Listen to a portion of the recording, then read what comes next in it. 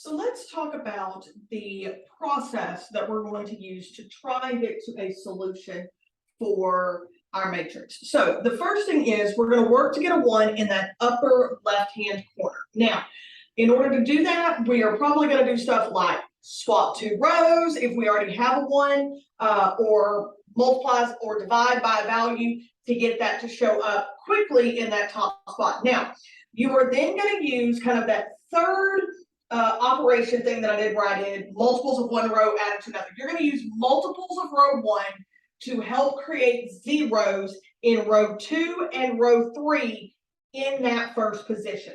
Okay.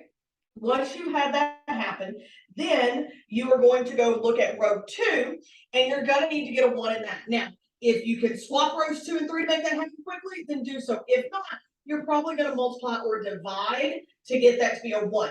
Then, once you've created that 1, you're going to use multiples of row 2 to help make a 0 happen in row 3. Okay, to make that 0 happen below it.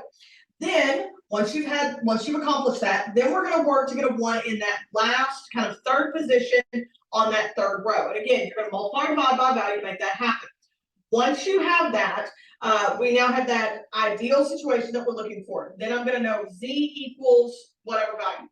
I'm going to work that back up and figure out what y is out of that second equation, and I'm going to work back up to figure out what x is out of that first equation and work our way back up. But this is our method, and we do want to make sure that we follow this method so that we don't create a 0 and then combine other stuff and then get a number that shows back up into the same position that we worked so hard to get a 0 into or make it into a